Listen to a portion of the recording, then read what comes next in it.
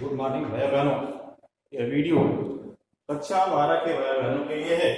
Lesson 7 में gene नए lesson शुरू कर दिया गया है। लेसन का नाम है जीन अभिव्यक्ति का नियमन, रेगुलेशन ऑफ जीन एक्सप्रेशन। तो अर्थात जीन की अभिव्यक्ति क्या होती है और उसको नियमन कैसे होता है। इसमें सर्वप्रथम हम लोग पढ़ते चलते हैं आनुवांशिक पदार्थ तथा protein, hereditary materials and protein. इसके अंतर्गत जैसे हम लोग जान रहे हैं, कुछ जाने भी डीएनए क्या होता है, आरएनए क्या होता है, और पिछले वीडियो हम लोगों ने देखा भी जो है कि हम आरएनए क्या होते हैं, इनका कार्य क्या होता है। तो प्रोटीन का संश्लेषण करना होता है।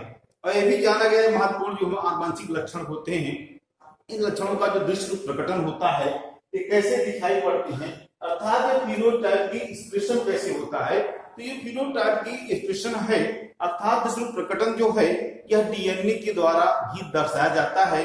अर्थात जो लक्षण बाहर से दिखेगा वह लक्षण किसके द्वारा जा रहा है, डीएनए के द्वारा ही जा रहा है। जैसे कभी अभी प्रमाणित हो गया कि स्ट्रक्चरल तथा संरचनात्मक क्रियात्मक जो लक्षण होते हैं वो किसके कारण होते हैं, प्रोटीन के कारण होते हैं। अर्थात प्रोटीन ही जो होता है, क्यों ऐसा होता है कि प्रोटीन से ही ऊतकों का निर्माण होता है, अंगों का निर्माण, शरीर का निर्माण होता है। तो इस प्रकार से ये शरीर अर्थात की कोशिकाएं जो हैं किस प्रकार की प्रोटीन बनाएंगी, जिस प्रकार की प्रोटीन बनाएंगी उसी प्रकार से शरीर की संरचना बनेगी। तो इस प्रकार से यह समझ में आया कि विविध प्रकार की संरचनात्मक प्रोटीन से ही शरीर का निर्माण होता है। और जो दृश्य प्रकटन है अर्थात जो दिखाई पड़ता है किसके द्वारा हो रहा है, तो डीएनए के द्वारा हो रहा है। और इस प्रकार से इसे पता है जानकारियां धीरे धीरे होती गई कि जो ये विशेष प्रकार की क्रियात्मक प्रोटीन होते हैं अर्थात जो एंजाइम होते हैं, विकर होते हैं, प्रकार से प्रोटीन भी हैं, इनका निर्माण जो है अमीनो अम्लों के द्वारा होता है। यह भी जानकारी से जुटाई गई कि अभी तक जो है वो जितने पॉलीपेप्टाइड चेन हैं अर्थात जो पॉलीपेप्टाइड श्रृंखलाएं हैं वो जो होती हैं वो 20 प्रकार के अमीनो अम्लों, कितने 20 प्रकार के 20 प्रकार के अमीनो अम्लों के मोनोमर्स अर्थात इनकी अलग इकाइयों के विभिन्न क्रमों में जुड़ने से निर्माण होता है। इस प्रकार से यहाँ पर संबंध ये आया कि आनुवंशिक पदार्थ है प्रोटीन। तो अब यह छल किया आ रहा है कि जो आनुवंशिक पदार्थ है प्रोटीन, क्यों, क्योंकि प्रोटीन किसके द्वारा हो रहा है, डीएनए के द्वारा संश्लेषण हो रहा है, ज्ञान में आया। और डीएनए अभी तो कुछ अंधकार में है, यह है प्रोटीन ही बना रही है। तो प्रोटीन क्या कर रही है, आनुवंशिक पदार्थ प्रकार से है, और वह जो है डीएनए के द्वारा प्रोटीन का प्रकटन हो रहा है और वही प्रकटन लोग देख रहे हैं, जान रहे हैं।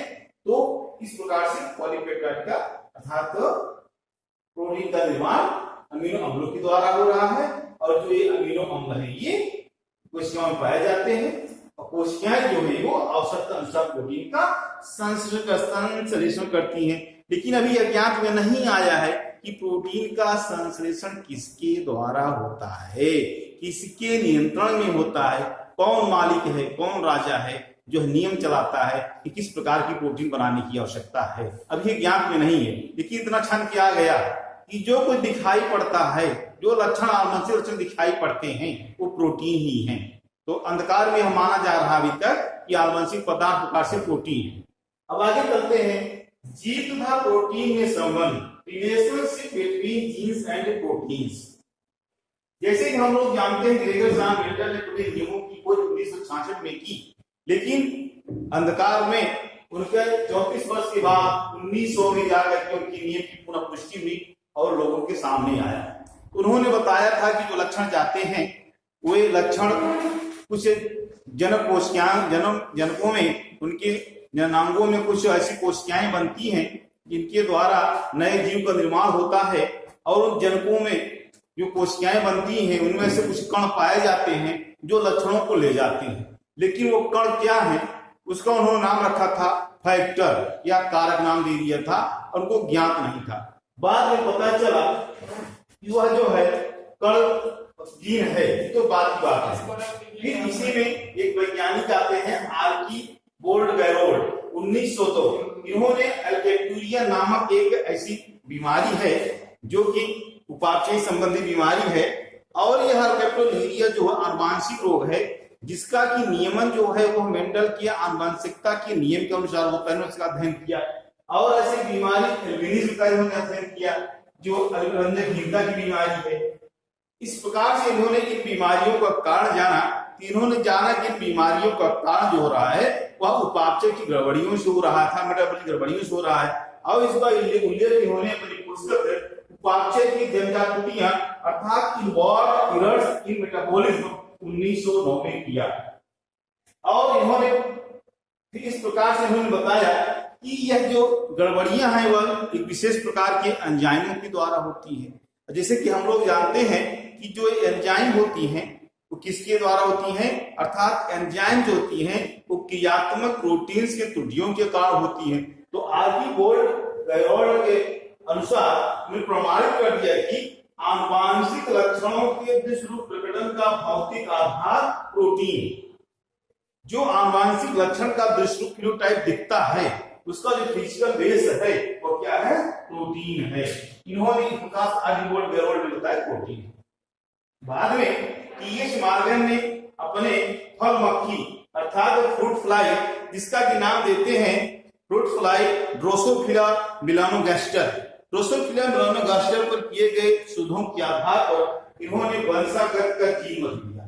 तो इस प्रकार से वंशागत का जीन मत तो टीएच मॉर्गन का आता है, वंशागत का जीन मत अर्थात जीन थ्योरी ऑफ इनहेरिटेंस इन्होंने किया।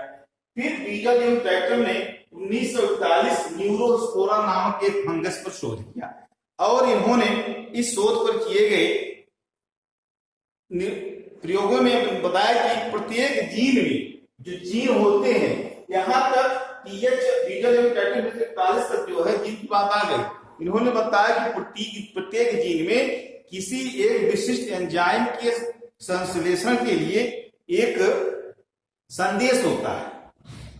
प्रत्येक जीन में एक निर्दिष्ट एंजाइमी प्रोटीन के संश्लेषण का संदेश होता है और इस आधार पर इन्होंने कहा कि एक जीन एक एंजाइम, एक इन्होंने दिया परिकल्पना कि एक जीन एक एंजाइम अर्थात one gene express one enzyme. लेकिन बाद में पता चला कि जो एंजाइम होते हैं वो एंजाइम कई प्रकार के पॉलीपेप्टाइड श्रृंखलाओं से मिलकर के बने होते हैं।